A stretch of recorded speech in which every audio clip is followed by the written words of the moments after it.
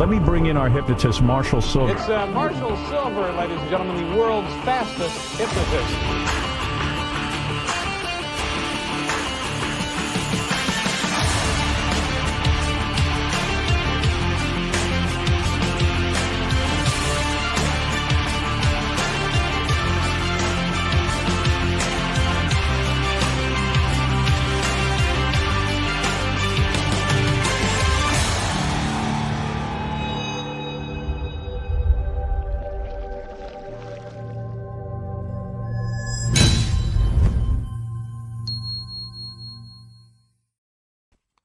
I am live.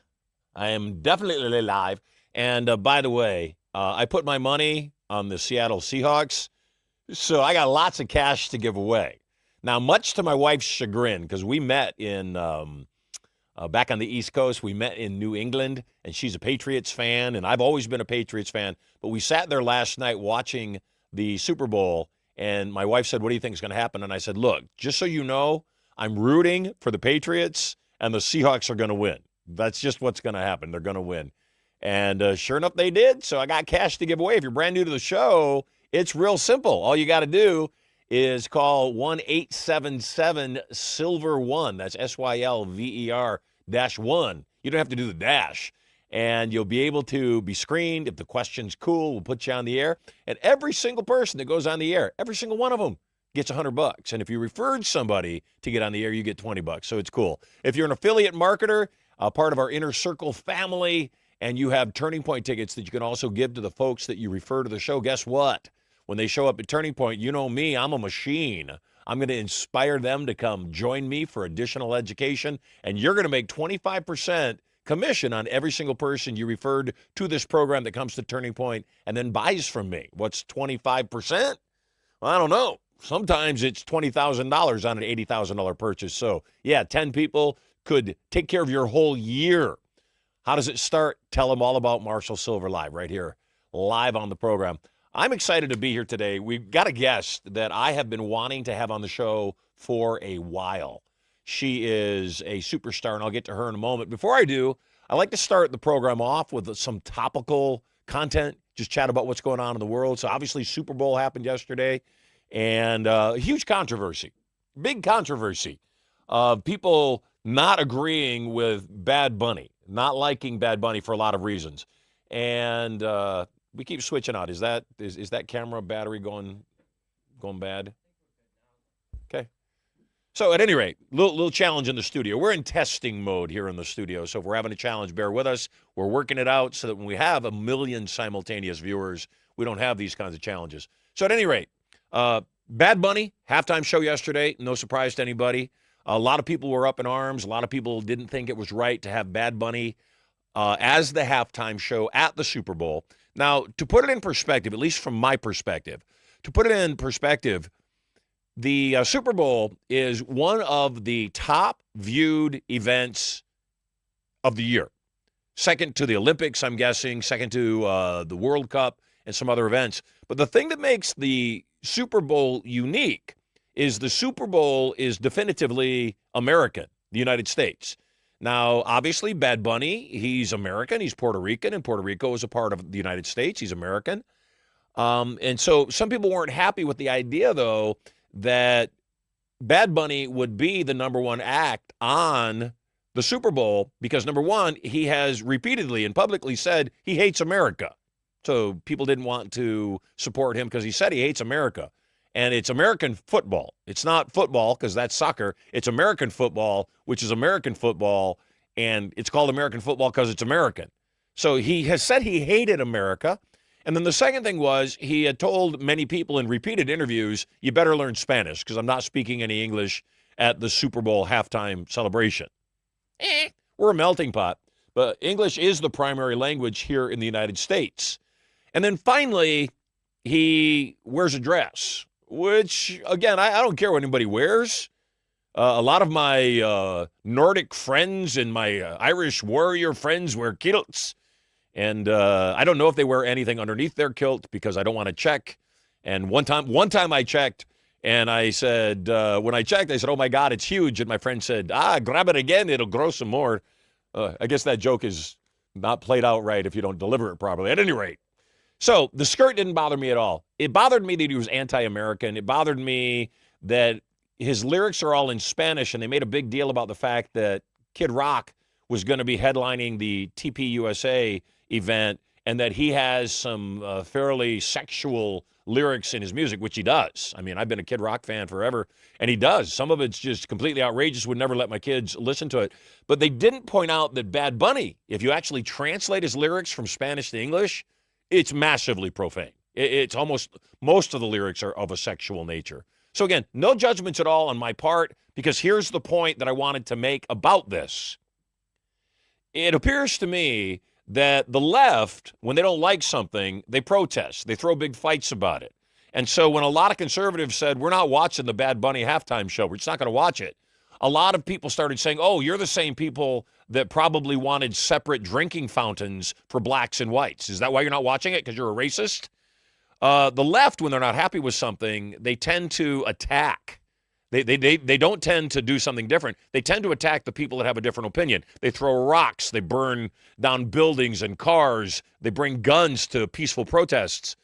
And the thing was, for me at least, I wasn't going to watch the Bad Bunny halftime show. I wanted to watch the football game. I almost never watch football. The Super Bowl's the Super Bowl. Wanted to watch it. The other thing, though, was here's what I think about conservatives.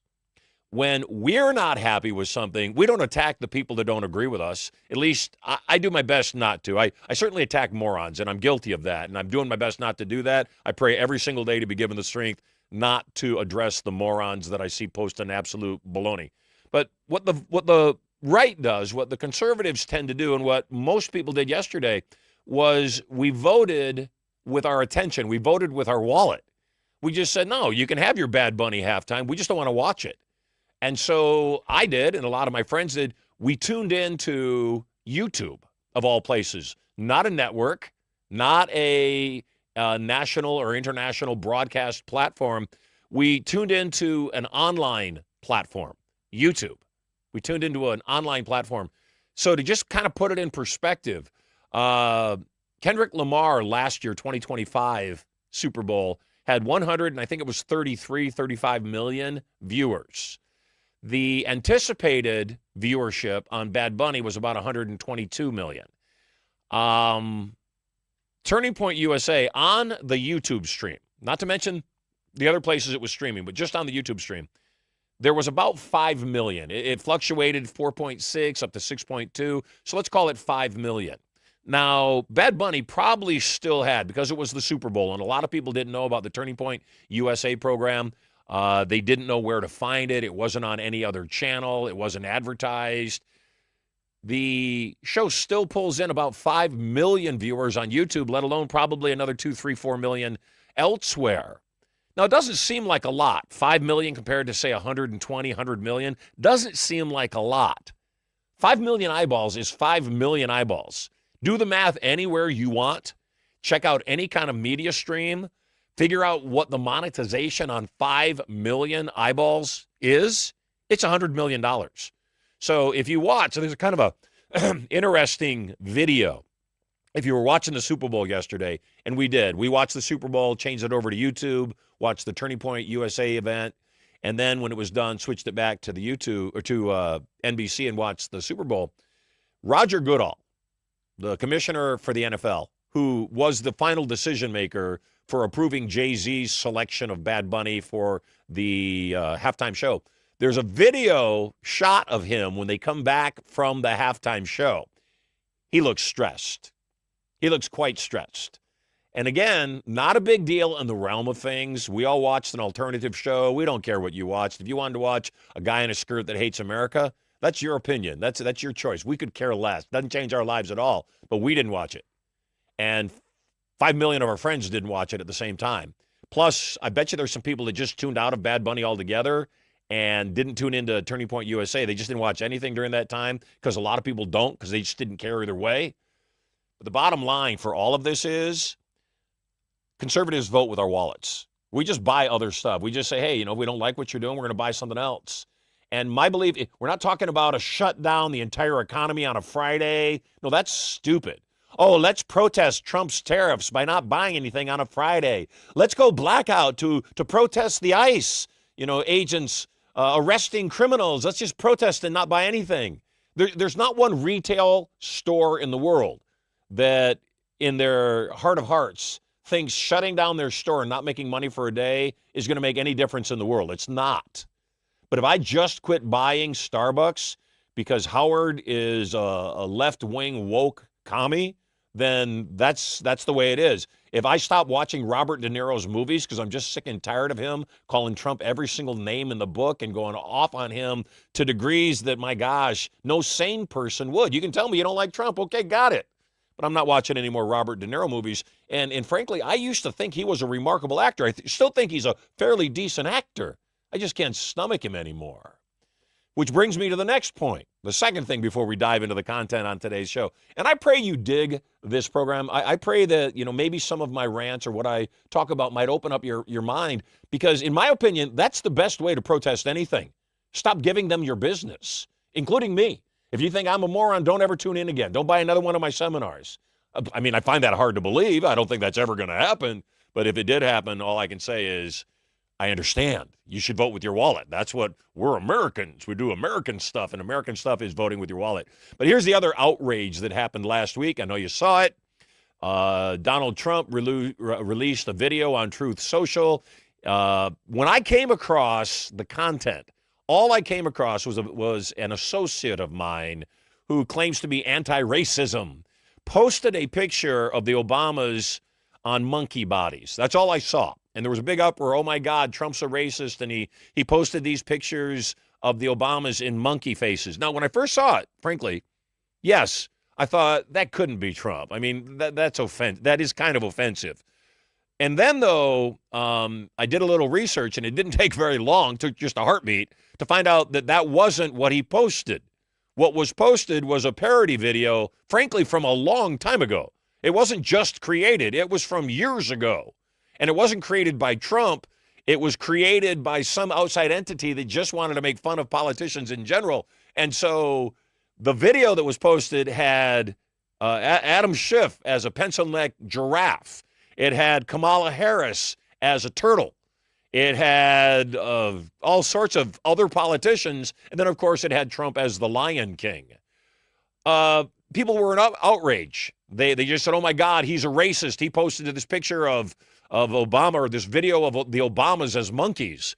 Okay, did you completely not watch the rest of the video? Because if you'd watched the rest of the video, and you're going to be outraged that the Obamas happen to be monkeys, if they were zebras, which Obama should have been, by the way, if they had been zebras, would you have been equally as offended? Or were you offended because black people were portrayed as monkeys? Because in the same video, white people were portrayed as monkeys.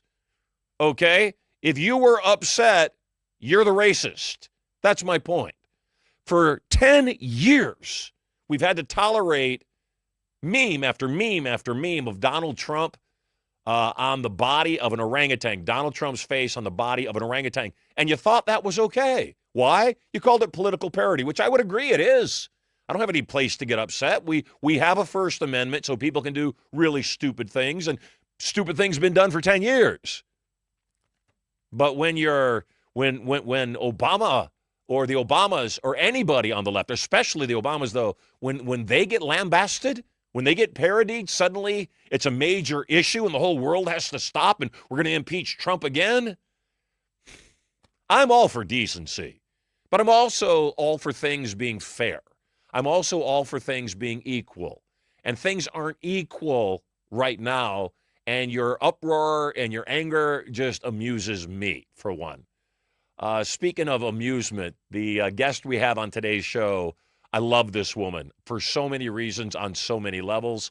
I met her years ago when she was one of the top, maybe even the top producer in a very major MLM. I knew she was making massive amounts of money. In fact, I think the day that I met her, I think they had given her a Bentley. At any rate, she succeeds at everything that she does. She's a highly successful real estate investor. She has taken the top spot in 2 different MLM companies. Tracey Walker's the founder of Pretti-Fly Marketing Group. It's an AI marketing agency helping service-based businesses increase their revenue without spending a dollar more on ads. Prior to starting her agency, she earned over $2 million in her real estate investment company, later joined the network marketing industry, becoming the top female earner in 2 separate companies. She's earned the status documented 7-figure earner online and dedicated her life to helping others succeed in home-based business through various digital products, programs, and trainings. She's got an MBA with a concentration in marketing, 2 honorary PhDs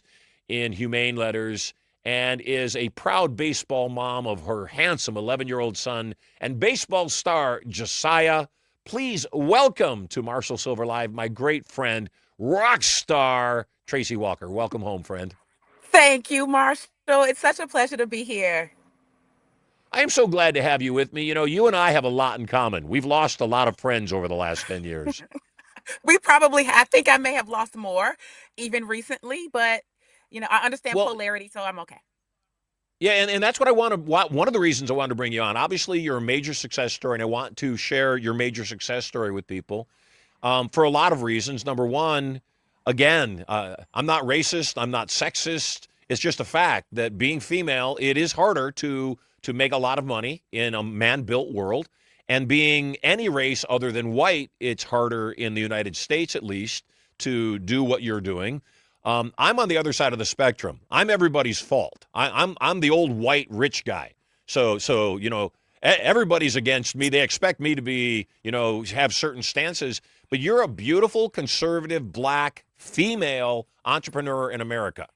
And with that, also, though, somebody that's got an opinion and not willing to back down, and I massively admire that in you. I've lost millions of dollars in business because I am conservative and I'm vocal about it. I just had an attorney cancel me on a civil matter for no reason. We were winning the case, and they canceled me on a civil matter because I support President Trump. So I want to get to the meat of the topic with you, and the meat is how you've become, massively successful. Well, I think you're a single mom. Is that true? I am. While being a single parent, raising Josiah and doing all the remarkable things you do with your son. And I want to definitely talk about all that because that's the meat and potatoes. But I want to touch at the top of our conversation, what is it like being, I know what it's like being a conservative, old, white, rich guy, in these times. And I have to pray daily to not respond to the asinine postings that I see on social media. And I fail at it mostly, I admit. I mostly am not really good at it. But lately I've been praying really hard for strength and saying, God, just don't let me post anything. Don't let me respond to these people. Right. If you're going to respond, Marshall, respond on your show. And then that way, if they want to enter the conversation, they can. What's it like for you? When you see people, oh, and by the way, one other thing I want to talk about, obviously, a lot is going on in our elections right now with a major part of it based in Georgia, in Fulton County specifically. So I wanted to kind of hear some broad strokes, feelings from you. Again, and I'm not singling you out as a beautiful, young, entrepreneurial black woman in America, yet that is what we're talking about. So I guess I kind of am. What's that mean today to people? What a power-packed intro, number one. Thank you for that. And Deserved. and representation, or your idea of the representation of me, I do appreciate that, and I will align with that. To answer your question directly, it is not an easy thing. All right. And I was having a conversation with my father, and we think alike. Okay. And my father is 82 years old. We're both from Chicago. We're Midwest. He did experience some of the Jim Crow type of things, only because like his father and his mother were from Georgia and from Kentucky. So there was some of that came up from the early 1900s with them. But ultimately, the idea of speaking out against what traditionally Black people have been taught in terms of their vote is challenging, and can be it can be received from people who are very degrading, right? And so the ability to have what a great mentor of mine, Mr. Jerry Clark, says, rhino skin, being able to take those bows, take those arrows, and it bounce off. I'm very grateful that I have an entrepreneurial background, because I think that helps to contribute to my skin. where even if I state my opinion and someone has something rogue to say, I don't really take it personally. I understand the thought process because I too was of that same thought process. So it's not easy. I do understand. I no longer agree, and I'm no longer going to just be the silent majority, right? I just refuse to be a part of that. And it's important to me more now than ever because I have a son that's growing up. I do have a dog in the fight in terms of education. I do have a dog in the fight in terms of indoctrination or things that are happening in terms of schools or sports or just social activities, social media. My son's growing up he's 11 and he's, on social media. He's got an Instagram, right? And so he can see certain things. He's on YouTube.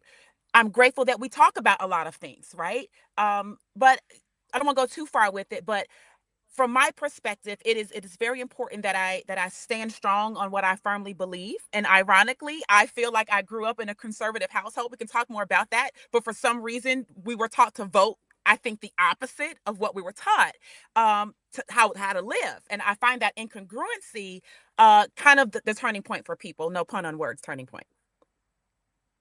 Well, and part of again what I believe is that the hypnosis is so strong that you just mentioned you grew up conservative, but Yeah. it sounded to me between the lines what you said is you probably grew up Democratic too. Yeah, absolutely. Strange. Yeah. Well, and I don't identify either way, Democratic or Republican, but I do have ideals and I do have values that I live by. And I think Hmm. that that's what you were describing is that the Democratic Party somehow the black community believed that the Democratic Party had their interests at heart. And if Right. you look at history, it's just simply not true. The No. KKK was founded by Democrats. Most of the Jim Crow laws anti-Jim Crow laws were created by Republicans. White Hmm. people released the blacks from slavery here in the United States, but it was Republicans voting for it, not Democrats. Right. And so why do you think it is that so many people of color believe that the Democratic Party has their interests at heart when my own belief is they're flat out using people of color? They don't support their rights. BLM, what a charade that was in my, Right. ultra white, old white guy opinion. But I don't think that BLM did anything to promote black rights or black awareness at all, Right. other than to create riots, which I think set back race relations in the country decades, if not 100 years. So why do you suppose that people of color often believe the Democratic Party has their interests at heart when I believe, looking at it intelligently, couldn't be further from the truth. In fact, I believe just the opposite. I think they don't have ethnic Hmm. groups. I don't think they have their best interests at heart. I think if anything, all they care about is a voter base. Yeah. I think several things can be true at the same time. Okay. I can't point my finger at one particular thing. Here's what I would say, in my opinion, contributes to the thought process. When we look at the way our communities are, my opinion, I'm from the inner city of Chicago, born and raised, South Side, 75th and South Shore Drive. I went to a public high school. I went to public elementary school before graduating and going to college. Very urban area. When I think about me growing up, I don't believe I had a concept of any of what we're talking about right now.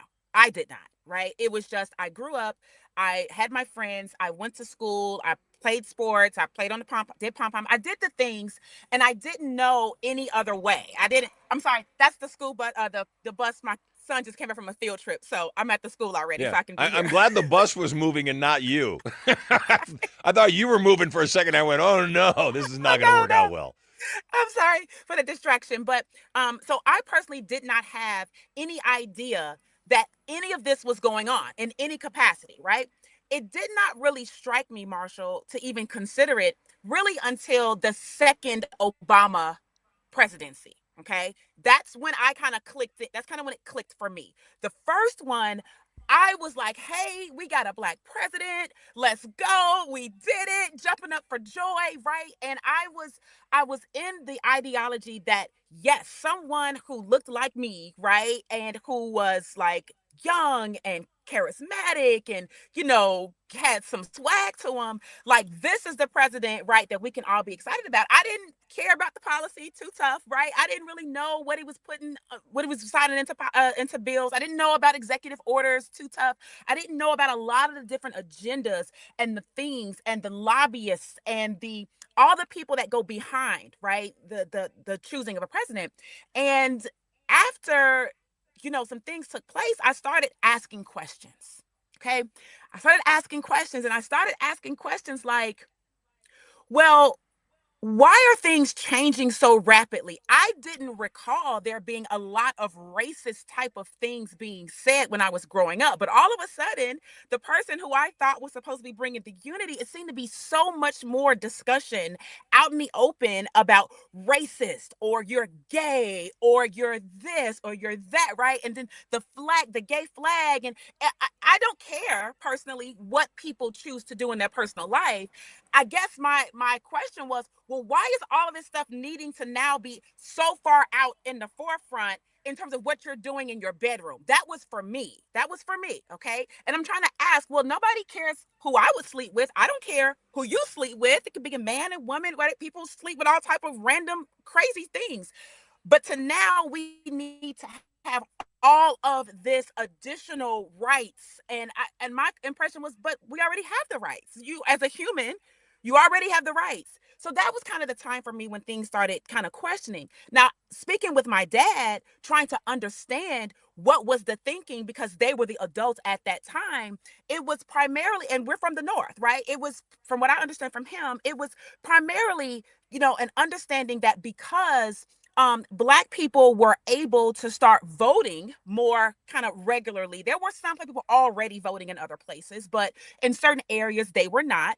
And understanding how, President Johnson, made some moves and some things like that happen. And for people that, I won't go into a bunch of details, but do some research on it if you're interested in learning more of the details. But because of that, I think that Black people felt like, yes, this is the party that is giving us the right to vote. This is the party that is giving us some concessions, right? This is the party that is helping us to go from where we were to where we desire to be. This is the party that's supporting the single moms. This is the party, right? And it seems, on the surface, morality wise, it seems like a good thing. And that's the problem. It seems like a good thing. But when I really started doing research, Marshall, I'm like, well, wait a minute. We had more Black families together before that. Right. So if we stop starting at slavery, if we stop starting there, if we move past that, we had more Black families together after slavery before the 60s. Yes. And I want to touch on that because first of all, you're brilliant. And I I'm love sorry, I'm rambling. I hope I'm not. I hope it's No, you're not rambling at all. In fact, I'm getting chills because you're so spot on. Here's what I believe. And you brought up Johnson.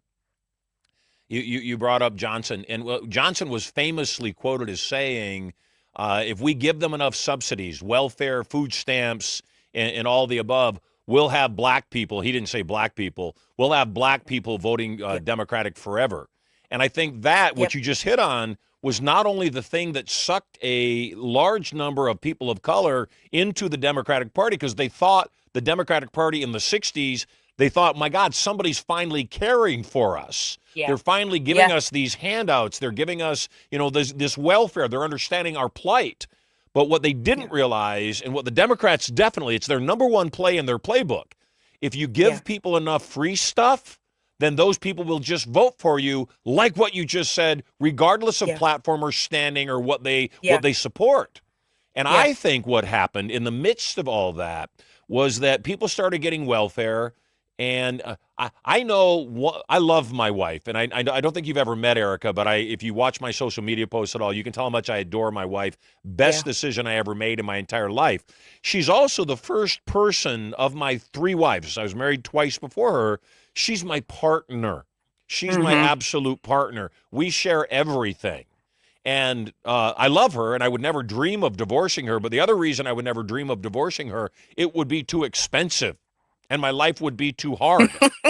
But when you take somebody, like a mom, and she's got kids, and her husband doesn't treat her well, and the husband's a dick, and he doesn't, respect her or provide for the family, they're not going to stay together. And if you give both of them an out, you give the mother an out, she can get some assistance from the government to raise her kid, and you can give the father an out that he doesn't have to feel guilty now that his children are starving because he's such a deadbeat dad, then you get separation in the household. And I think that more than anything, I was raised by a single mom. My wife was raised by a single dad. Kids, they need, how it is. You're an entrepreneurial mother. Yeah. That's 2 full-time jobs. That's beyond 2 full-time jobs. And I don't know how my mother did what she did, raised her kids, and also worked 3 jobs. I do what I do. I couldn't I don't think I would be able to figure out how to raise my kids and also do what I do. So I want that partnership. Mm-hmm. But I think the bigger challenge is I think black people have figured out that they'd been used for a long time. Now I see a lot of conservative blacks like yourself that are just saying, no, this is ridiculous. You guys throw a big old fit about the Obama monkey video, but you don't throw a fit about all the rest of this. You have selective anger about all this stuff, but you don't seem to be paying attention to the fact that if you don't, Biden says, you're not black if you don't vote for me. And I'm going, how much more racist can you get? Right. And so I think, though, that more and more black Americans like yourself are rising up and saying, no. In my own opinion, racism was fairly secured, fairly eliminated before Barack Obama. And Barack Obama comes along, and I would agree with you, all of us, myself included, we all were looking for something fresh and uniting and, somebody eager with new ideas of how to make this country what it's always supposed to be, the leader of the world. But I think in his first term, he showed a different agenda. And I think certainly in his second term, he showed more of that agenda. And I don't think it's just Barack Obama's agenda. I think it's the Democratic Party's agenda in general is to divide and conquer. I think that the more disassociation they can get with people, the more power they have. And I think the Democratic Party moved on from trying to harness the black vote to surrendering and saying, okay, more and more blacks are realizing they're not victims. They can be entrepreneurs. They can take charge of their own lives. They don't need the government to subsidize them. They don't need Planned Parenthood doing more assisted, murders of the black population, which is what Planned Parenthood was created to do. That's what Singer created Planned Parenthood for. But I think that now the Democratic Party has moved on to Hispanics. Illegals, actually, not even Mexican Americans who, if you ask most Mexican Americans, they vote conservatively. They vote for, ID laws in the SAVE Act. They vote for closed borders because they work their butts off to get here legally so they don't have to look over their shoulders. But now what I think is happening is the Democratic Party is losing all ground. They've got the most insane ideals imaginable. I was having this conversation, and I want to get your take on this. I think that we're not dealing with transgender issues. I don't think we're dealing with illegal immigration issues. I don't think we're dealing with monetary issues anymore. Anybody that thinks there's more than 2 genders is mentally ill. It's a mental illness. Anybody that doesn't understand the idea that we don't want guests in our house that, number 1, we didn't invite, number 2, we don't know who they are. Right. We had a Super Bowl party at my house yesterday, and one of my sisters said, "Can I bring these 2 people?" And I said, "I don't know them." And if I don't know these strangers. There are a couple of kids from her neighborhood. She's always doing good deeds. I said, "I don't have a challenge, but I don't know them." And you told me they stole a brownie from your kitchen table, and although it doesn't seem significant to you, it's significant in the ideal that they didn't just think to ask you for it and they stole it. So I don't want to invite them. So what's happening right now, though, is that people think there's more than 2 genders. They think that ICE is the criminal when ICE is not the criminal. No, the criminals are in the country illegally. Those are the criminals. Deport them, self-deport so they can come back and do it right. Because on that matter, at least, I have a sensitivity, and that is Joe Biden invited a whole bunch of people to the party that weren't supposed to be invited to the party, and then the new owner of the house came in and said, "Oh, my gosh, you're not supposed to be here." So I have a sensitivity for people that are in the country illegally. I also know, though, that if I snuck in the back door of the movie theater because you're the usher, I know inherently that you snuck me into the theater. And if the theater owner comes in and sees me, I know I can't point at you and say, oh, they snuck me in. I know I've got to leave. I wasn't supposed to be there. And then finally, people have this weird ideal that the government loves them. And again, any sane person just says, so my point is, I don't think we're dealing with anything else other than mental health issues. I think that's the only thing we're dealing with That's right the bottom now. line. And like you said, we didn't used to have transgenderism. We didn't used to have coming out of the 60s and the Black Panthers and that whole era that your father and my father lived through. We got a handle on it. The 70s and peace and love and connectedness, it healed a lot. The 80s, I was going to say, helped a lot, but nobody remembers the 80s, so I can't really tell you what that did. But, the bottom line is we are where we are right now. In my belief, it's people like you.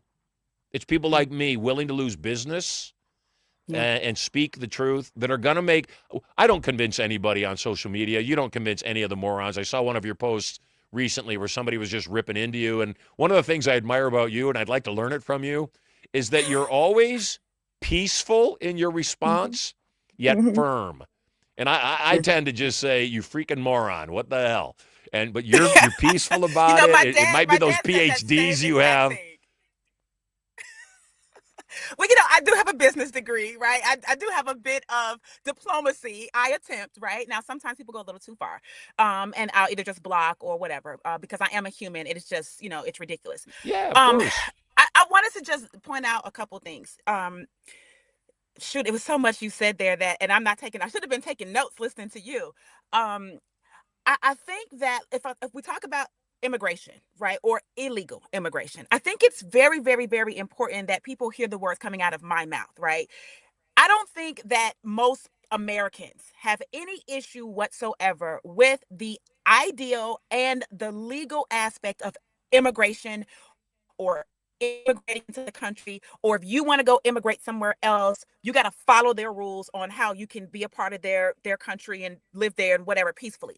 The problem that I have is the illegal aspect when we already have rules of the road on how to come in. If you are coming in outside of any designated port of entry, I do not understand why we're arguing about that. I just don't understand that. You could just very simply come in through the port of entry. That's what they're designated to do. If you fly in and you got to have a visa, that's fine. But if you overstay, I feel like you need to go through the process so that everything is legit. I don't know why people don't stay up to date. Like if we have to renew our driver's licenses every 10 years or whatever it is, or renew your vehicle license, your license plate, or renew your insurance license in the state you practice in. I don't know why it's such a strange concept to renew or go through whatever the process is for your visa so that you're here legally.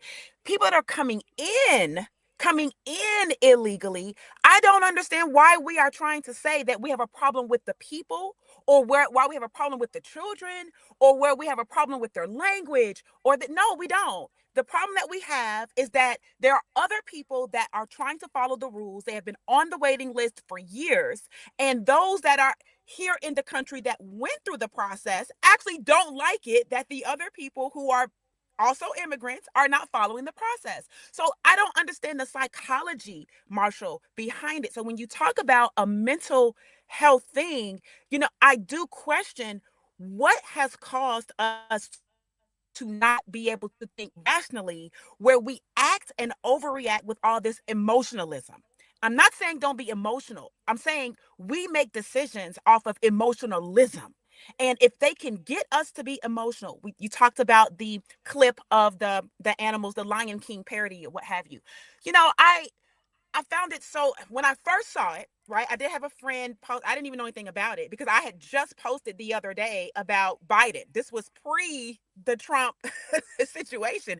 It's Black History Month. And I was sharing, hey, listen, Black History Month, we got this joker. He has said what he has said multiple times. He's been in the Senate. He's written policy to against blacks, commemorate what he said. It's not just about what he said. He's actually doing what he is saying. And that's a different thing for me. But I just posted about him. And now here we go with the Trump. And I said, I said, I do not condone this, right? My initial response was, I don't condone it. I don't support buffoonery from whoever it is, right? I stand on principles, and the principle of being disrespectful, I don't think we should do it, all right?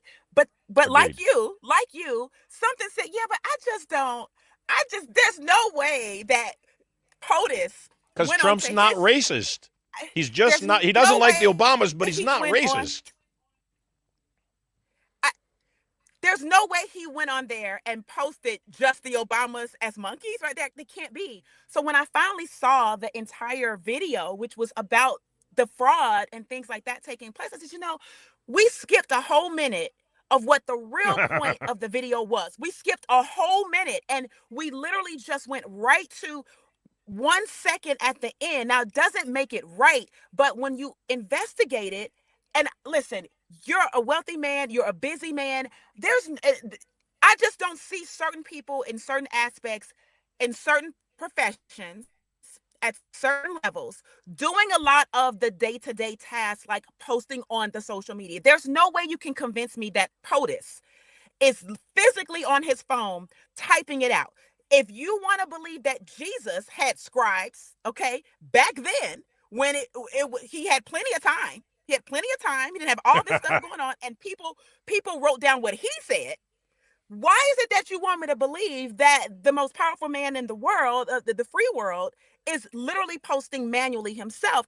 You can't get me to believe it. And so to understand that, yeah, the mistake happened, yeah, the staffer, whoever, and then to take it down, to say, hey, listen, we're not on that. We're not doing that. Okay. I just feel like we get too emotionalized with things that still are taken to heart. Again, I understand why you feel away, but if you can look at it objectively, rise up again out of the midst of being the slave, come out of being the slave, and rise up and say, hey, we're not there. We have our ancestors that may have been there and experienced it. I get it. But listen, we have come so far from that. I get it. I'm not even going to give that any attention. Where our attention goes, the energy flows. We know this. And so I just do not understand why we keep speaking about the things that are so negative and so hurtful and so harmful in such a way that it is still destructive to our community overall. It's not like we're better because of what we're saying and doing. Over the years, it's gotten worse. It has literally gotten worse. And so in terms of economics, in terms of family, the family structure, in terms of business ownership, in terms of circulation of the dollar, those are things I'm talking about. It's gotten worse statistically. And so as we get more emotionalized into things, the less we seem to do for our own communities. There was a clip, Marshall, of 4 young men that were attacking, rampage shooting this young lady in this white car. I don't know how many people saw it. Inner city of Chicago, 79th in May, I believe, for those of you guys who understand what I'm talking about. These brothers got out of this car. I don't know what the issue was. They were shooting into this white car who had crashed into a van. And I mean, they had like these AKs or whatever, 4 of them, all black, broad daylight. There's a man that is videoing them because he was going down the street. But when he saw what was happening, he stopped and he started recording. And that's how we see it. They shot that car up so many times. Then they jumped into their vehicle, sped past, shot the car some more, and drove away. And when I look at and I'm not even in Chicago anymore. I live in Atlanta. But when I look at what the Chicago mayor has been spending all of his time, at least from the public media eye, doing, and being against ICE and all of this. And meanwhile, in your city, this is the inner city activity that is taking place. There's no marches for this. There's no say her name or his name for this. There's no people in the community rallying, at least from what I see on social media. Again, I'm not physically in Chicago anymore, but the way that everything is projected onto social media that they want us to see, I would think that the people, if they were rallying for that, if they were standing against the violence in the city, if they were standing against crime of us against us, that we would see that. And I just don't see enough of that from the very institution of the Black mayor that is saying, oh my goodness, we're going to fight the federal government and we're not going to turn over the illegal immigrants. I find that to be very, very strange. And I just psychologically, I do not understand why we're even thinking in that lane. Well, and again, it's suppression. It's the ability to control an entire group of people by writing the narrative in such a way that this group of people can stay in an uproar. And if I can get you emotional, as you know, because you're a master marketer, if I can put you in an emotional state and then give you the solution to being in a better emotional state, then it's easy for me to sell you and close you. And I think that again and again, the whole narrative for decades has been just what Biden was saying. You're not a Democrat. You can't be Black if you vote for a Republican. And it's just that hypnosis is so strong that it boggles me. You know, even the SAVE Act, since we were talking about immigration a second ago, I would agree with you that my whole challenge with the Democrats speaking out against the SAVE Act is the SAVE Act basically is asking for ID to vote. And what they're saying, and they said it previously, and I notice they're not saying it right now. They've changed who the marginalized people are because Black people are saying, what, you're going to insult me? You think I'm too stupid to know how to get an ID? You think I'm too lazy to get the ID that's required to allow me to vote? So now what they're trying to do is they've not said it was about Blacks, which is what they used to say it was about. Now they're saying it's about women that got married and their names got changed, now having to find their birth certificate to, you know, go down and get a valid ID so they can register to vote. And again, what do they think? A woman gets married, she suddenly gets stupid? You know, if the woman knew that her husband had bought her a worldwide trip, and in order to go on the worldwide trip, she had to bring her birth certificate so she could get her passport, she'd find her birth certificate. If it was important enough to her, she'd say, gosh, we're going on the trip in August. I better order my passport now. So the whole idea. Usually it's women that are, in my opinion, that are a little bit more organized with paperwork and documentation and filing and organizing. I still that describes my house. Name. Okay, I still carry my married name, but I still have 2 certified copies of my birth certificate in my files. I just don't understand it. I've got my social security card, and riddle me this. You can order it. You can go to the Department of Vital Records and you can just order it. They can send it to you. You know, my son's, I needed his for something that we were doing. And I just drove over to the Vital Records department and I just ordered it. They gave it to me on the spot. Even if you live out of state, you can order it. They will send it to you. Like, I don't know why the reasons are reasons that we're buying. Like, I'm not buying what they're selling, Marshall. I'm not. Listen, let's just call it what it is. Well, and 83% of Americans aren't buying what they're selling anymore. 83% of Americans on both sides of the aisle, 95% of Republicans and 71% of Democrats all agree we need IDs, valid IDs, to prove that we're citizens, to prove that we're valid to vote. So I would agree there's only one reason. The Democrats want to cheat. They want illegals, people that are here illegally, not only to be able to vote. The whole thing is the sanctuary cities were created to create very specific gerrymandering in these states for Senate seats. And that's what we've seen in California. They took a state that's 45% Republican, and they just gerrymandered. So California now has less than 10% of the Senate seats are Republican. The other 90% plus are all Democrats in a state that's almost 50-50 Republicans, Democrats. That's what's going on, and that's what people, you know, anybody that argues that the SAVE Act that requires a valid proof of citizenship is racist, number one, they're not even saying it anymore. They're saying, no, it's all these married women. Why are they doing that?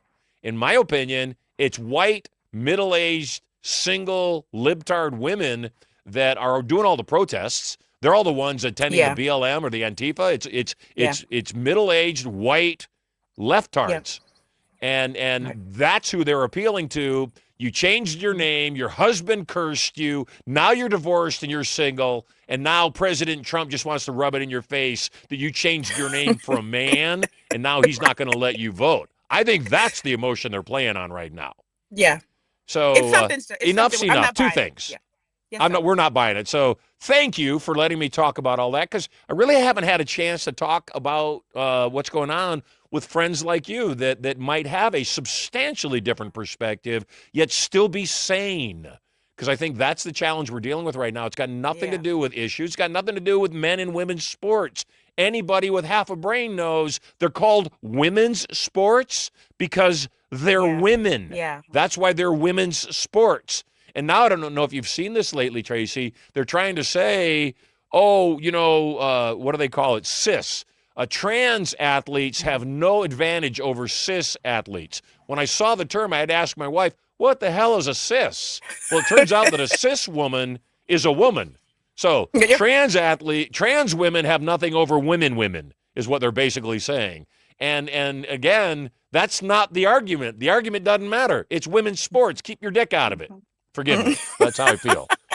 I mean, I'm with you on that. And I will just say this. I know that there's jargon and that, I do have gay friends. I do have lesbian friends. In fact, one of my closest friends, my roommate in college from my sophomore, my junior, my senior year, she was lesbian. And she... Oh, you don't have to talk about that. That's college. You don't have to tell us everything. I watched her kind of rotate from being like had a boyfriend at a whole nother college to being, okay, no, I like women. And I started learning about how she was thinking and what she was doing. So I don't have a problem with who people are with or whatever. Okay. But here's the challenge for me. To want to reassign the name of the original person, to me, is strange. If you want to be trans, and that means to transition, that means you to go from this to that, okay, then that would mean that you don't need to reclassify who the woman is, right? I don't now need to be a cis woman. I'm just a woman. Okay. Now, if you are a trans woman, then you can feel free to call yourself that. Or if you are a man that dresses like a woman, you can call yourself that too. It's whatever. But I don't have to acknowledge that I'm now this different category of a person because you are a different category or you're identifying as that. So these types of things is my problem. Trying to make the rest of us bow down and adhere to the new terms, the new names, the new classifications. And I don't work corporate. I haven't worked corporate in a really, really long time, but I do see people, like when I get on Zooms and different things like that with my clients, they might say behind their name, he, him, or she, her, and things like that. I know a lot of corporations, kind of made people to do that so that they can just be kind of politically correct with it. I don't know. But my thing is, I don't know. Oh, is that what it is? I don't know why we need to do all of that, right? Just your name is fine, right? And we're just gonna go. So for me, again, be who you want to be, but the minute you want taxes that I pay to now have to pay for a surgery, that's a different issue. Now, pay for it yourself. I feel like, look, when I was younger and I had to get braces, nobody contributed to the braces. I don't think my parents' insurance covered my braces. That was cosmetic surgery or cosmetic enhancement. So if you want to change your parts... Which, by the way, they turned out good. They turned out really good. Thank you. Look at that beautiful smile. Try to keep them that way. But if you want to make some changes cosmetically to yourself, right, and your appearance, I feel you're free to do that. But why do we need to have a policy in the government where it's forcing us to pay for it? I don't know why we need to do that. Well, I don't think it's that. I think it's indicative of both, again, the mentality on both sides of what we're dealing with these days. One side, again, I didn't have any issue with other people watching Bad Bunny. If you want to watch Bad Bunny, God bless you. That's your show. I have some conservative friends that watched Bad Bunny. They just watched it. I didn't go, oh, my God, I can't believe you're watching Bad Bunny. I could care less. I just didn't watch it. But I think that what you just described was another example of the very thing we're talking about. I have trans friends. One of my trans friends went from being Samuel to Samantha. I don't have a challenge calling my friend Samantha. He's a very nice guy, and if he wants to go by Samantha, he can. But I'm not required to call my friend a girl or her or she or miss. And when my friend asks me to call them miss or she or her, I say, no, I'll call you Samantha.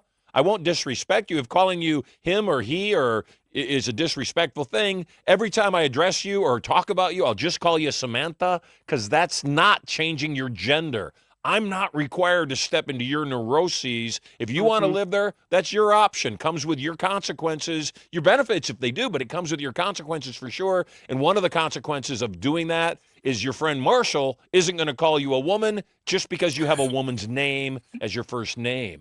And so I think that that's the distinction between the right and the left right now. Is the right just says, we think you're idiots for believing that, but you're allowed to believe that. And we think I believe the left thinks you're an idiot for believing what you believe, and you must believe what I believe. And I think that's the biggest distinction. So let's talk, now let's talk about what I want to talk about. We're going to open up the phone lines in a moment. If you're digging this, and I love this honest and open conversation, thank you so much. If you'd like to get in on this conversation and ask Tracey or myself a question about the topics we've been talking about, or we're going to start talking about marketing now, which is really the important stuff. 877-SILVER1 is the number. If you are a huge fan of Tracey, by the way, you should call and ask her a question, because not only are you going to get a cool answer from a highly intelligent person that really gets marketing and affiliate marketing, real estate investing, and more, but every single person that calls in, I'm going to give you $100 cash. If you found me because you're a big fan of Tracey, yeah, that's what we do every single day on Marshall Silver Live. We just give away cash. And all you got to do is go to Marshall Silver Live, get an affiliate link. It'll give you a chance to get on the air. And when you get on the air, we'll pay you $100. But more than that, tell other people about the show. When they get on the air, they'll get $100, but you'll get $20 for referring them. Cash, baby. Just flat out cash. And then more cash if those people decide to, as they often do, to join me at Turning Point, which, by the way, while we're testing, and we're testing this week, today, tomorrow, and Wednesday. I'm off Thursday and Friday for my daughter and my wife's birthday. Next week, I'm in seminar all week, so we're off next week too. This week, though, in the next 3 days, today, tomorrow, and Wednesday, not only will you get $100 when you call in, you're also going to receive 2 points to Turning Point, which are worth $3,000 a piece. So all you got to do, call in, come join me at Turning Point. It will change your life forever. Over 1.2 million people worldwide have been through Turning Point, and we want you to come join us next. 877-SILVER1 is the number to call if you want to get on the air and chat with either myself or Tracey. Tracey, let's talk marketing now. Let's make a complete transition. Okay. We've talked enough about politics and world events. You crush.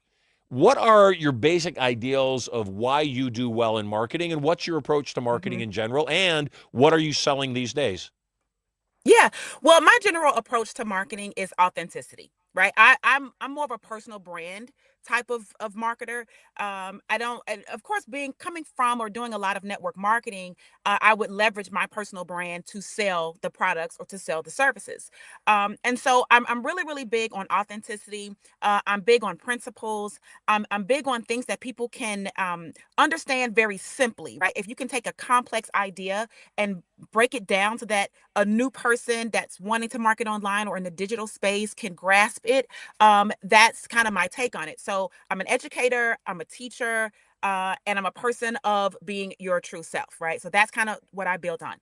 What I'm working on now, though, what I'm selling essentially is I put together a membership, and it's a community over on the school platform. And I know a lot of different people have communities building over on school. And so I was kind of late to the party. I didn't really want to do it. I felt like for a while, Marshall, coming out of network marketing, I don't want to deal with people, right? I don't feel like, answering questions. I don't want to do this and do that. And then I thought, you know what? But that's just really who I am. I can kind of craft how I do it and the structure by which I'm doing it, but I wouldn't be authentic if I didn't have a community. That's what I was known for, building teams and building camaraderie inside of a team and building culture. And so I created the Skills Academy, which is over on school, and it's really designed to help people learn digital marketing, to learn AI, and even to learn credit skills that help them to just manifest and to really catapult themselves into the life that they want. But the key emphasis is on the skill, right? You've got to know how to do something, and you've got to be able to at least try to communicate that you know how to do the something, and be able to market it in such a way that people are willing to, take you up on your offer. What do you think are the things that people are particularly paying interest to today? What are the things, if I'm brand new to affiliate marketing and I'm looking for something to sell, what do you think I should be looking to sell? I I think that you should be looking to sell anything that you can monetize very, very quickly. And I know I'm not a TikTok shop person, but I'm on TikTok, and I'm building a brand over there. And those products and the methodology in which you can sell those products, right, in a TikTok shop platform or a TikTok shop way, I think it's the easiest way. And I really hate to say this, even with the network marketing, I love my MLMers, right? And more power to you guys. I just feel like there's so many easier ways and much more seamless ways for people they want to do it without having to like teach everybody or teach 1% of your group do exactly what you do, right? Or to be exactly who you are. If you have an outlier type of personality, which I've had for a long time, to be able to take something like a TikTok shop product and go on social media and do you and sell it and TikTok pay you for it and your videos going viral, they paying you for that. I think that is a wonderful way, especially if you're just getting started. You can take another product that they have and they can pay you. Even if we just come out of TikTok shop and just look at basic affiliate products, right? I mean, there are tons of products. Like, for example, you've got your turning point products and things like that, services and seminars that somebody like me could promote.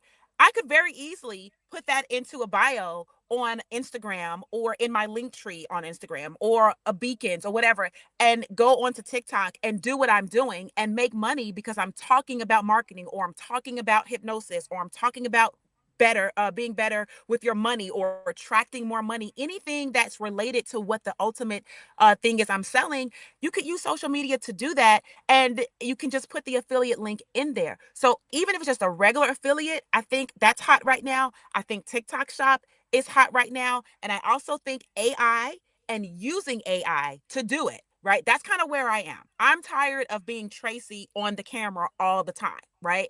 So I created myself an AI avatar. My AI avatar, I work with her, like I've learned the skill, right? And I'm still learning the skills of how to make her motion. I've given her a voice and how she can sit in the car and do B-roll, do all those things that I would do. I now know how to have her do that on my behalf, which means I could sit in the car with my headscarf on and not be prepared for camera at all, but I could still be posting content 3 times a day on TikTok and making sales of my affiliate products because my AI avatar is actually physically doing that work for me. So I just believe the leverage is a big thing, AI is a big thing, and affiliate marketing and TikTok shop would be where a beginner, I would say, should start. So I need to ask, is this really you or is this your AI avatar? I don't know. Is it? You tell me. I would agree with you. Obviously, we've both been in the marketing world forever, and I have been a part of a few different MLMs, and my criteria for MLM was never to make money. It was always that I believed in a product. So if I came across a product that I really loved and I could tell people about the product, I never went in to build teams and the such. And I'll tell you the reason I didn't. And we met at a 5 Links conference, didn't we? Marshall, let me go back to this. Absolutely no, sir. Absolutely no. Where did you and I meet? Remember this. Myself and my late husband, we went to a Turning Point event when we had our real estate investment company, and we paid the money and we went to Turning Point, and that is where I first heard of you, saw you in Vegas live. I believe we were in Vegas, and so when I got on the Facebook down the road, like 2006, right, 2007, and I saw you, I was like, oh my God, that's the guy that we were right, and that's how I've been following you. This was prior to my rise in network marketing, and it was only after that you probably even noticed who I was, but I already knew who you were, Mr. Silver, because of that Turning Point event, and you helped us so much with our real estate because of how we approached it in our minds and through the hypnosis of it all. That was the catalyst. So that's how I met you. Now I don't know how you met me. Fair enough. Here's why I don't do MLM, and none of my MLM people are going to agree with me, but here's why I don't do MLM. And some people won't like what I'm about to say, but here's what it is. I don't do MLM because it's too much work. Every MLM I've ever seen, the people are in 3-way calls 24/7 Yeah. all day long, to the point where I'm going, oh my God, I wouldn't want to do that. Why I love affiliate marketing is affiliate marketing doesn't spread the wealth so many levels. And if you spread the Yeah. wealth through all those levels, yeah, all those people get compensated. And sure, sooner or later you could build up a big organization. But my thing is, I'm a hard worker. And because I'm Yeah. a hard worker, I don't want to have to do the work and have everybody else benefit. I'd rather just keep all that for myself. So as an example, with Turning Point, we've got a brand new affiliate program that we do. Anybody that refers people to Turning Point, if those people turn around and buy anything else from us, we pay out big, huge, fat 25% commissions first tier. I also believe in a second tier commission, and we pay out 5% second tier. You trying to get Danny's attention? Gary. So that's why I do affiliate marketing. And you're right. Somebody like you that's got 25,000 plus followers on Facebook, and I'm guessing probably double that on your other social media platforms or better. That's why somebody like you mentioning an affiliate offer, not an MLM offer, mentioning an affiliate offer does well. And we have a couple, Jordan and Amanda. They've sent 44 people, just 44 people to Turning Point, but they've made like $320,000 in commissions. So $320,000 in commissions from 44 people. I know when you were an MLM, you're probably building organizations with thousands of people in them. Am I right? Absolutely. Thousands. Tell me what you think is the difference between MLM and affiliate marketing, and which one you like better and for what reasons. Well, they both have, there's some similarities, okay? Number one, you are selling somebody else's product. That is the thing, right? You don't have to create the product yourself. MLM, you don't have to create the product. You don't have to worry about the legal aspect of anything. You have to worry about the boxing and the product placement. You don't worry about any of that stuff. Same thing with affiliate marketing. It's not yours. You don't have to worry about it. You don't have to worry about delivery. You don't have to worry about fulfillment. You don't have to worry about any of that stuff. All you have to do is sell it. Network marketing brings in the leveraged aspect of, hey, John Paul Getty, I'd rather make 1% of 100 people's efforts than 100% of my own, right? And so through that concept, yeah, you do understand that I don't want to have to do all the work myself. I would like to have money coming in 24 hours a day, with the idea that obviously I can't work 24 hours a day. So I want other people working. Affiliate marketing is, you got to do all of the selling, right? But ultimately, you don't have to worry about training or teaching or coaching. So for people that don't have that knack to do that, or don't desire to do that, and they're perfectly fine with $5,000 a month from what they just did versus 10,000 a month, but having to be on three-way calls every day, or travel every 30 days, or literally have to do a presentation 3-4 times out of the week, go to hotel meetings and do the presentations 4 or 5 times out of the week. There was a point in my life where I loved doing that. Now my son is 11. He's busy. He plays 3 different sports. We have practices. We have games. I do not have the capacity to do it. So I'm not knocking it from the standpoint of, oh, it sucks. I'm knocking it from the standpoint of, I'm no longer that person that can benefit the most from it. I've shifted. Because of that, I just lean way more towards affiliate products. I lean more towards my own personal branded products, my own community, and building my own brand. So that would be the difference. They both sell other people's stuff, but one requires other people to also sell stuff for you to make money, and one just requires you to go out and whatever you kill, you eat, basically. I would agree with that. Everything you just said. I'm not much for counting on other people. Other people let Yeah. me down way too often. I'm very much about being rewarded for my efforts. And Yeah. because I learned to sell early on, and I learned how to market and attract people early on, I'd rather just make the money myself. What are you selling these days? I know you've got a few products that you're representing and a few things that you believe in. Give me a couple of the Yeah. products so that anybody watching the show that might want to call in to 877-SILVER1 and ask you a question can ask you a question. What products are you focused on? All right. So number one thing would be my Skills Academy. So that is the community over on School. It's a $9 a month membership at the standard level. There's also a $27 a month one and a VIP for people that want to go a little bit deeper, take a little bit more seriously. But for $9 a month, I am teaching the foundations of marketing. I have what I call the Confident Marketer Challenge, where for 14 days in 10 minutes a day, I give you very actionable, simple steps that you can take to build out your marketing foundation and your marketing plan, so that at the end of those 14 days, you are clear on what you are doing, what you are selling, who you are selling to, what type of content you want to post, what platform you are posting on, and all you now need to do is get busy, right? And to do those things. So the Skills Academy is going to help you with that. I've helped a lot of people also from the credit side of things in terms of working towards getting business funding, clearing up their own credit, getting those inquiries off, getting those collections and charge offs off. I am not a credit company. I do not sell credit repair services. I just learned the skill of how to do it, and I teach what I learned inside of the Skills Academy. And then I also have my AI, very basic prompts and how to create your own AI avatar. All that stuff is right there inside of the Skills Academy. So that's skillsacademy.com. And are you doing live events these days? I know you got a huge following. Are you doing any live events? I'm not, Marshall. I am not. I just don't even see where that can fit right now. But one day I'll probably get back into the scope of being at a live event and planning these events and having fun and being face to face with people and doing some good stuff. But right now, what we're gonna leverage, we're gonna build on the internet. We're gonna have, Zooms and live streams and all that good stuff that kind of supplement for now. Well, if you would like some assistance helping your tribe congregate in live events, I would love to help you. I admire you. I admire what you're doing. And we've got it all wired Absolutely. in. We've got studio money here, this 31,000 square foot venue with beautiful LED walls everywhere. So I would love to host an event for you and your tribe right here at Studio Money Absolutely. because we just love entrepreneurs and we love when they get together. We got somebody wants to chat with you a bit about your investment strategies. Are you still involved in real estate investing, or what are you doing with that?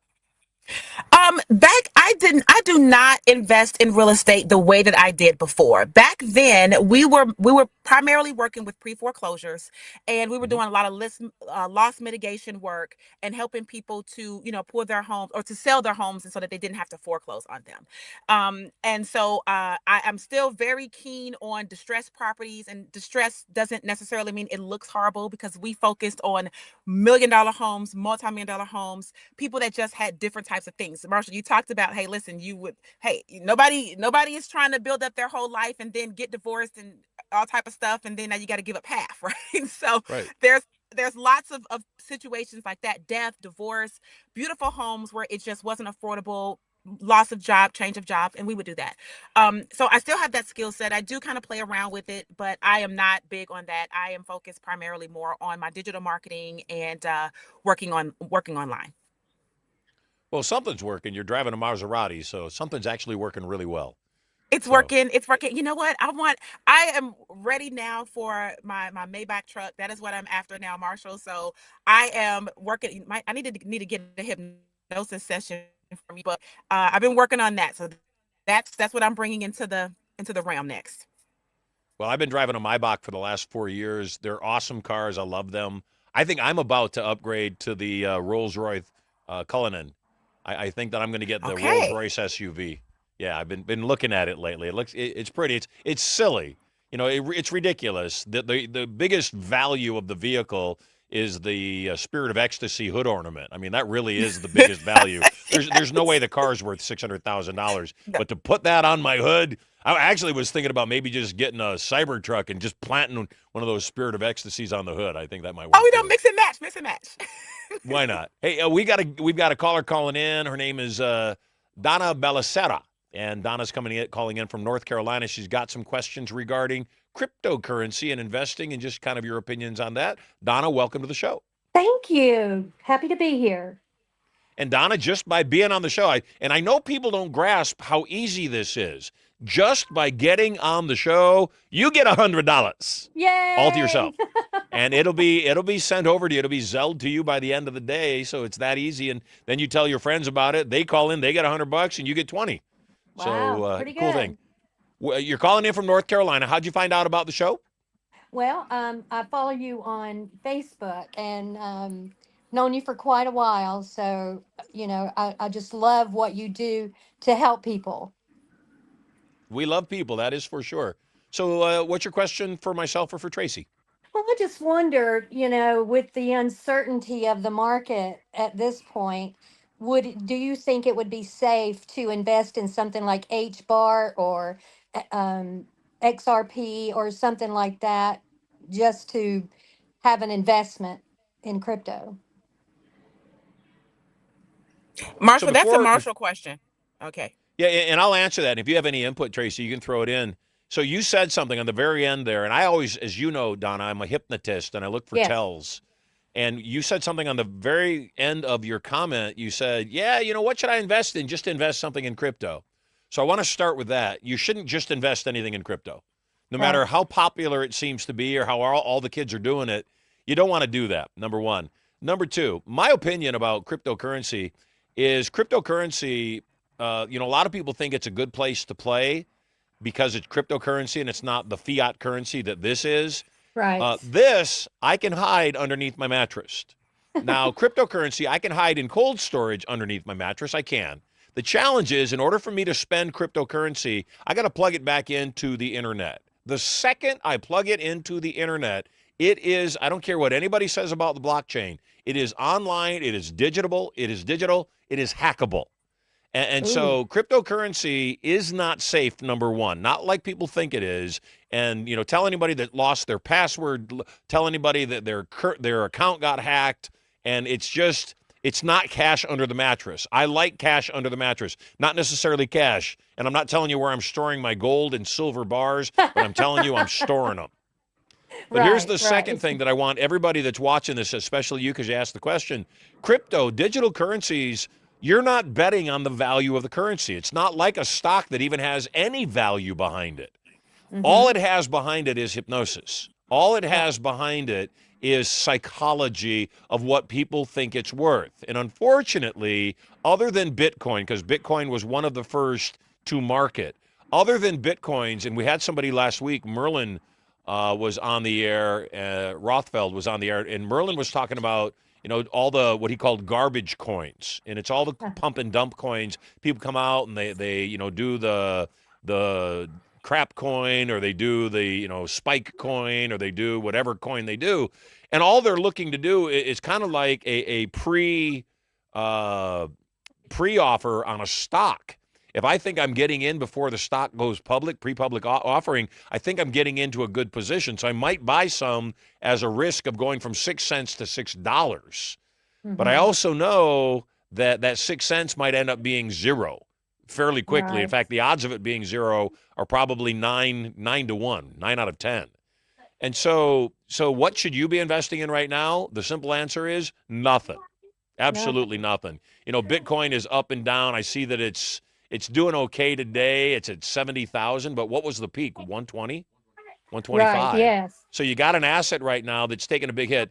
This is a personal prediction because the other thing that I find amusing, and we've had two investors on last week, and they both had similar ways of delivering information. So my belief is most people in the investing world, they say it with enough confidence because they believe if everybody believes it, it'll happen, and that's true. If I'm a market maker and I tell you, go invest in Bitcoin, and I can convince enough people to invest in Bitcoin, yeah, it'll get better. But here's my personal belief, because everything is cyclical. Money is cyclical. Relationships are cyclical. Politics are cyclical. We get tired of one way of doing politics for long enough, we all switch. And then we get tired of that way and we switch again. So I think we're in the middle of a big switch. But I think that the pendulum swing on cryptocurrency and Bitcoin as the gold standard, ironically, in particular, is I think it's going to hit down around mid-30s to maybe 40. And that's where it's going to bottom out on this run. And then it's going to rally back up to 70, 75, 80, maybe up to 100,000 again. But everybody that's been saying it's going to go to $1 million a coin in the next 2 years, I don't see it. And here's why I don't see that. And it's my last word on cryptocurrency. And by the way, I wouldn't invest $100 in cryptocurrency. I'd go buy a nice dinner. That's what I would do in North Carolina. But here's my belief about cryptocurrency in general, is that as with all things that work, sooner or later the government puts its mitts into it and controls it. And I don't think cryptocurrency is going to be any different. They did the same thing with online gaming. Online gaming was legal in the United States as long as the servers were in Costa Rica or Puerto Rico or somewhere outside of the domestic, 48. And the moment they saw that it was making money, they outlawed it. And the lobbyists in Vegas and Atlantic City said, no, they've got to be real gaming institutions operating here in the United States with U.S. gaming license. And they got it. Wow. So I think what's going to happen with cryptocurrency is I think sooner than later, I'd say before the end of Trump's presidency, and I think he's been hinting at it, but I don't think it's really his position. I think they're going to digitize the U.S. dollar in some way, probably call it something else, but they're going to outlaw the use of other digital currencies that aren't branded or certified or in some way regulated. And again, it's wrong, 100% wrong, but that doesn't stop our government from doing anything.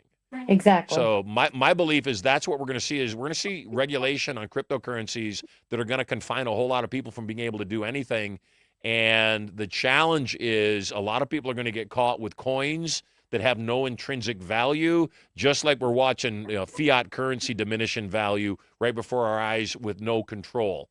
That said, and I bet you Tracey would have some input on this. That said, hard assets, whether it's precious metals or real estate or even assets like water or things that are fundamental to life, I think those things are going to end up being some really good short-term and even long-term investments that will pay off. Right now, real estate-wise, multifamily is gonna do way better than single family right now, because multifamily, unfortunately, with all the people that Tracey was talking about getting displaced because of COVID, because of buying in over what they should have bought into over their heads.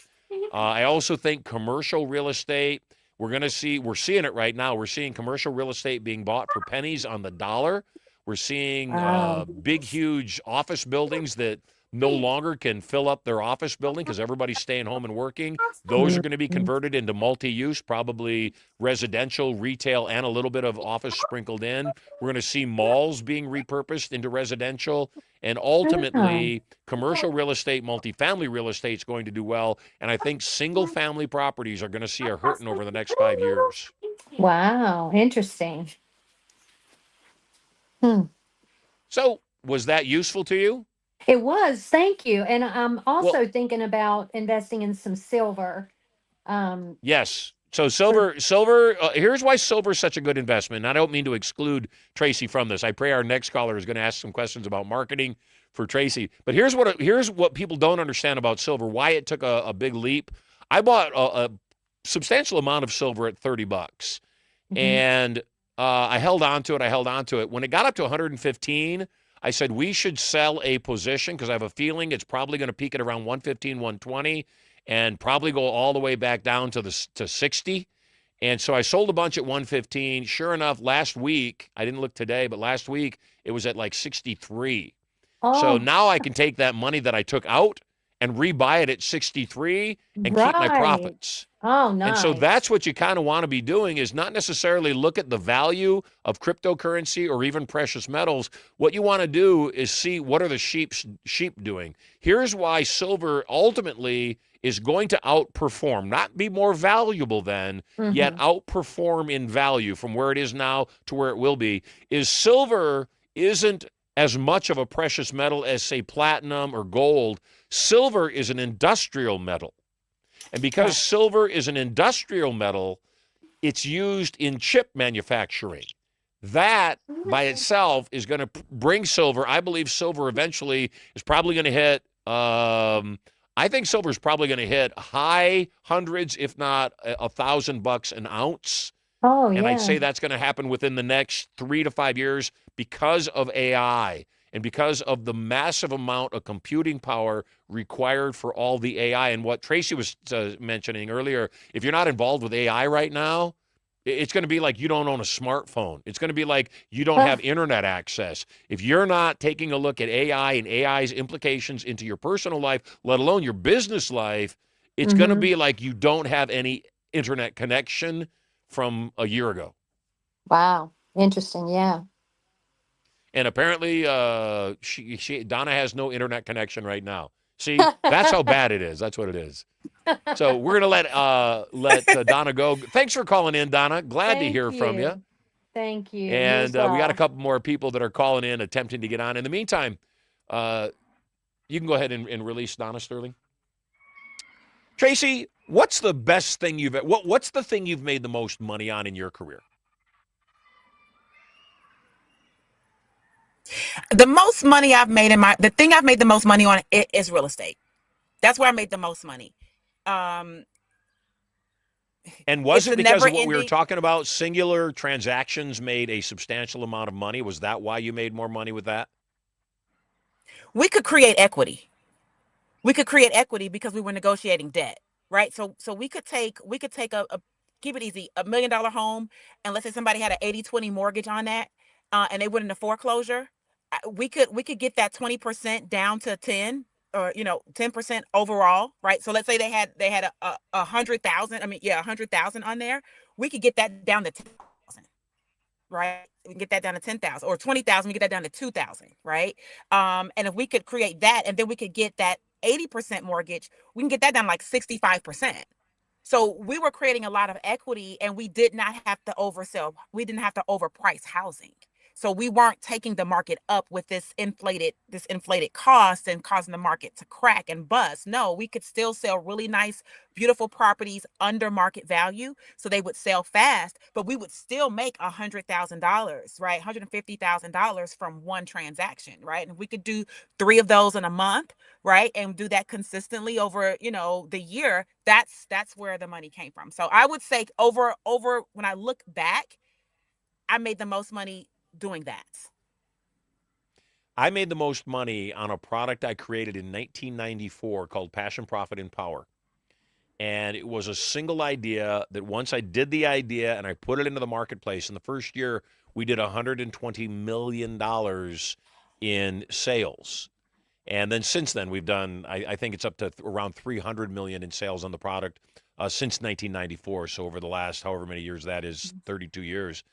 What are your thoughts on duplication? Obviously, that's how network marketing works. I duplicate myself Mm-hmm. and other people. That's what you're Mm-hmm. doing right now with your products on school. Is you're taking a product, Yeah. and even though $9 a month is nothing, but nine Mm-hmm. bucks a month times 1,000 or times 10,000 or 50,000 people. Also, though, as a lead gen, because I think that that's the Yes. biggest thing that's happened in the marketplace, including this show, is that people insist on a relationship with you before Mm-hmm. they'll hand you a dime, let alone $100,000. Mm-hmm. Tell me, what do you do on a regular basis to create relationship with people so that they can know, like, and trust you, and then buy from you when you make offers? Yeah, well, the number one thing I do is on different platforms, I do different things, right? So, Facebook, believe it or not, guys, I do have a marketing perspective, right? When I post what I post strategically, right? I'm not just posting anything just because everybody's ranting and raving about it. I actually look at the topic. I look at what's happening with the topic. I look at what's trending. I look at, what are other people saying on other people's posts that are similar to this topic. And then I will make a decision to go ahead and post that because of its potential virality or because it can get a lot of engagement. Sometimes I really do post things because I really want to know something. I might ask a question. But other times when it comes down to like politics and things of that sort, I'm strategically posting certain posts for certain purposes. And what that does is, as I talked about a little bit earlier, Marshall, you know this already, is there's a polarity in the marketplace, right? And so what you want to learn how to do really quickly, guys, is you want to get the people who are most aligned with you, the people that like you the most, identify them very quickly. And the people who hate you, the people who want to unfollow you, unfriend you, who hate your guts, get those people to do that as quickly as possible, right? So if you post something controversial and people absolutely hate it and they unfollow me, good, because that makes room for the people that do follow me. And now when I make an offer, I have more of a refined audience where the likelihood, the percentage of those people, it increases of who's going to buy. So that's some of the things that I'm doing every day, is posting content that is deliberately polar in my approach so that I can attract the people that I do want and kind of let the people who don't vibe with it roll away.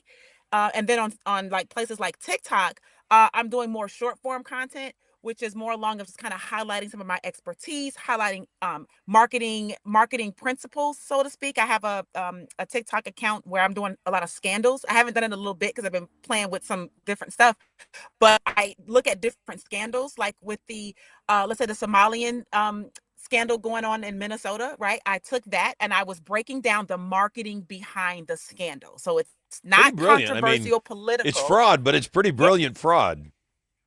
It's pretty brilliant fraud, right? And so I talk about the thought process and the media and how they play certain things and what they don't show and the thought process. And so I talk about the depth of marketing using those viral topics. And I do that every So day stay on on that for a LinkedIn. second. Stay on that for a second because you hit it. Some people were talking about Somali fraud, and what they don't realize is Somali fraud is redundant. In Somali, the idea of stealing from the government, it's a national honor. It's not something anybody's They do. embarrassed about. Yeah. Yeah. It's just a part of the culture. So, if you have that as a part of your culture there and you come here, you're not going to feel bad or embarrassed. I would be embarrassed if I got caught for fraudulently stealing from the government. I would be humiliated. I couldn't look you in the eyes. But if that's a part of my culture, then I'm not going to be embarrassed. In fact, if you tell me, yeah, I got caught stealing $1 million from the government and I stole 10 million, all I'm going to look at you, I'm going to think amateur. Man, you're an amateur. I stole $1 billion. Holy cow. But here's the thing that my point in this is you and I, we have a different culture. Our culture is we make money. And so it's not can we make money? We say, no, it's my birthright. It's my culture. I make money. And I think that's the biggest distinction that people don't make the breakthrough with is they've got to make the breakthrough that says, stop looking for government handouts. It's not helping you. Stop playing victim. It's not going to get you to where you want to go. What you have to do is you have to say, I am a multimillionaire or even billionaire whose money has not yet been deposited in my bank account, and then get off my duff and start taking some actions. Right. Hey, before we wrap up the show for today, and you've been such a great guest, it's been awesome having you on the program. Before we wrap up, what's the best way for people to get a hold of you? And what's the best way for people to find out more about what you're doing and keep following you? Oh, well, I definitely Facebook is where we have the most fun, right? I have the most fun over there at Facebook and entertaining and just engaging and, Marshall being very short with people, get out of here and me kind of, tinkering along with them. So Facebook, you can find me at Coach Tracey Walker, Tracey, just like it is on the screen there. So Coach Tracey Walker on Facebook.